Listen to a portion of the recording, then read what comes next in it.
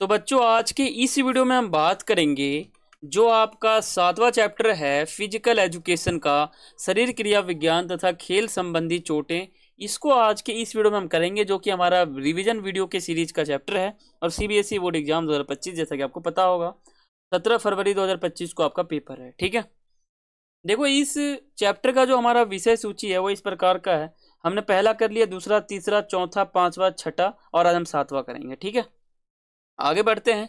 पहले मैं आपको टॉपिक बताऊंगा कि इसमें क्या पढ़ना है आपको।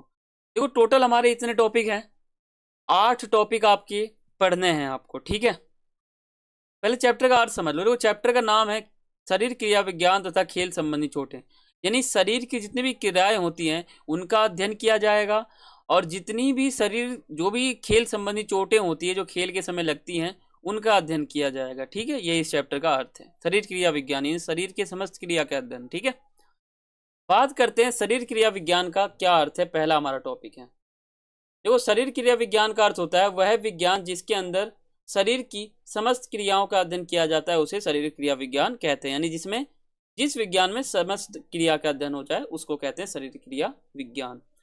दूसरा है शारीरिक पुष्टि के घटकों को निर्धारित करने वाले कारक हमारे कौन कौन से हैं। तो शारीरिक पुष्टि के घटकों को निर्धारित करने वाले हमारे टोटल 4 कारक हैं, शक्ति, गति, लचक, सहन क्षमता। तो इसको समझना है। अब शक्ति को निर्धारित करने वाले कितने हैं, तो शक्ति को निर्धारित करने वाले 4 हैं, शारीरिक भार, मांसपेशियों का आकार, मांसपेशियों की संरचना और गामक इकाइयों की संख्या। और इसका अर्थ आपके सामने लिखा हुआ है, शक्ति किसे कहते हैं। देखो कार्य करने की दर को शक्ति कहते हैं, या कोई भी कार्य की करने की हमारी मांसपेशियों की योग्यता भी शक्ति कहलाती है। ठीक है, शारीरिक भार ये हमारा हो जाएगा, आप पढ़ सकते हो इसको वीडियो पॉज करके। मांसपेशियों का आकार ये आप वीडियो पॉज करके पढ़ सकते हो। मांसपेशियों की संरचना ये आप पढ़ सकते हो वीडियो पॉज करके। गामक इकाइयों की संख्या ये आप पढ़ सकते हो वीडियो पॉज करके। और अगला है गति को निर्धारित करने वाले शरीर क्रियात्मक कारक, वो हमारे टोटल कितने हैं, 5 हैं। और इसका अर्थ लिखा हुआ है गति का, यानी कम से कम समय में अधिक से अधिक दूरी तय करना गति कहलाता है, या किसी व्यक्ति की तुलना में कम समय में दूरी तय किया जाना भी गति कहलाता है। और देखो इसका पहला है मांसपेशियों की संरचना, आप वीडियो पॉज करके पढ़ सकते हो। स्नायु संस्था की गतिशीलता या और आसान है, इसको आप वीडियो पॉज करके पढ़ सकते हो। विस्फोटक शक्ति ये भी इजी है। ठीक है, शक्ति का विस्फोट करना ही विस्फोटक शक्ति कहलाता है। ठीक है, यानी जब शक्ति हमको मिलेगा जब हम दौड़ते हैं, ठीक है, तो ये हो जाएगा।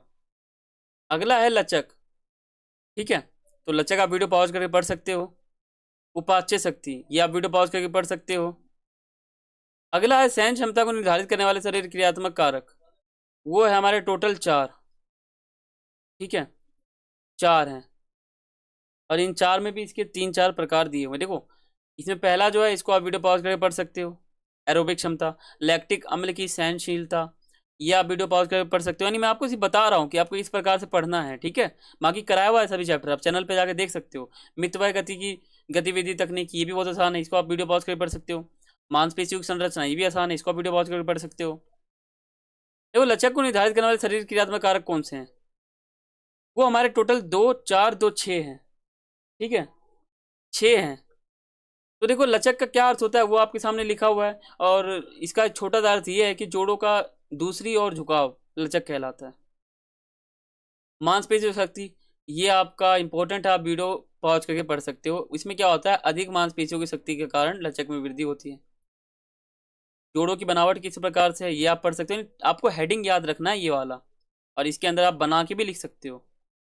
ये आयुलिंग, मांसपेशियां खिंचाव, वातावरण, चोट। ठीक है, अब हृदय वाहिका तंत्र पर व्यायाम के क्या प्रभाव पड़ते हैं। देखो हृदय वाहिका तंत्र जो होता है उस पर व्यायाम के कितने प्रभाव पड़ते हैं यहाँ पर आपके सामने लिखे हैं। एक तत्कालिक प्रभाव होता है, एक दीर्घकालिक प्रभाव होता है। ठीक है, जो तत्कालिक प्रभाव है वो हमारा है हृदय गति में कमी, या व्यायाम करेंगे तो हृदय गति में कमी आएगी। अगर हम व्यायाम करेंगे तो स्टोक आयतन में वृद्धि होगी।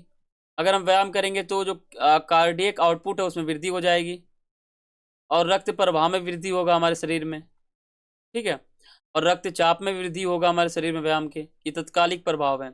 अब जो दीर्घकालिक प्रभाव है वो कौन कौन से हैं, वो हमारा है, ये हमारा हो जाएगा दीर्घकालिक प्रभाव। ठीक है, और श्वसन तंत्र पर व्यायाम के क्या प्रभाव पड़ते हैं।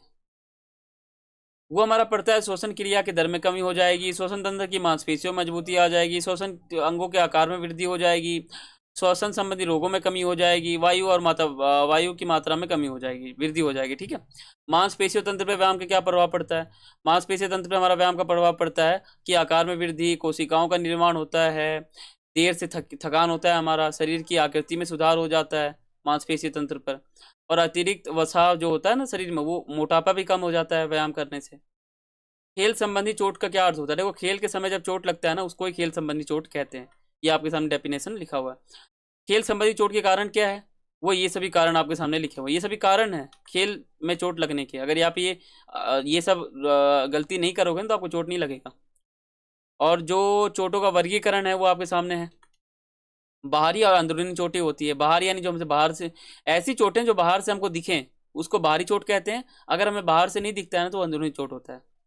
खेल संबंधी चोटों का वर्गीकरण, पहला है कोमल त्वकों की चोटें, दूसरा है अस्थि व जोड़ों की चोटें। कोमल त्वकों में हमारा रगड़ या छिलना, कंस्टिट्यूशन, ठीक है, और खरोच, चीरा, मोच, खिंचाव, ये सभी आ जाएंगे। और अस्थि में क्या हो जाएगा हमारा? ये सभी आ जाएंगे। दो प्रकार से, जोड़ों का विस्थापन या अस्थिभंग या टूटना। ठीक है। तो ये कोमल त्वक की चोटें हैं, रगड़ या छिलना इस प्रकार का है। और इसको ठीक करने के उपाय भी आपके सामने लिखे हुए हैं। कंस्टिट्यूशन लिखा हुआ है, इसको ठीक करने के उपाय लिखे हुए हैं, फिर जाके इससे बचने के उपाय लिखे हुए हैं। ठीक है। खरोच लिखा हुआ है, क्या है? खरोच को ठीक करने के उपाय लिखे हुए हैं आपके सामने, फिर इससे बचने के उपाय लिखे हुए हैं। चीरा के बारे में आपको बताया जा रहा है, और इसको ठीक करने के उपाय बताए हुए हैं। फिर चीरा के उपाय क्या है, बचने के उपाय, हम कैसे बच सकते हैं इससे। और मोच क्या होता है वो आपको बताया गया है। मोच को ठीक करने के उपाय क्या है वो आपको बताया गया है। दो विधि है, प्राइस और माइस। ठीक है। और है फ्राइस का क्या विधि होता है। ठीक है।